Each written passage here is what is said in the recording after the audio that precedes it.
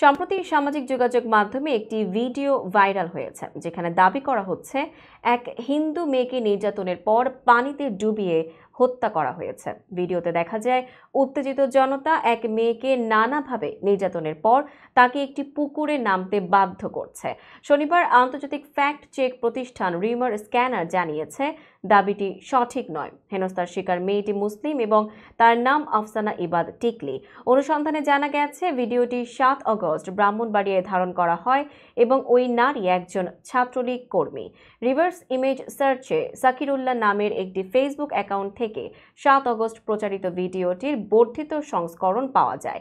এতে দেখা যায় মেয়েটিকে পুকুর থেকে সুস্থ অবস্থায় তুলে আনা হয়েছে এবং একজন ব্যক্তি তাকে নিয়ে গেছেন। বাংলা মিরর নিউজের একটি ইউটিউব ভিডিওতেও 8 আগস্ট ব্রাহ্মণবাড়িয়ায় জনতার হাতে ছাত্রলীগ নেত্রী আটক শীর্ষক সংবাদে একই ঘটনার উল্লেখ রয়েছে।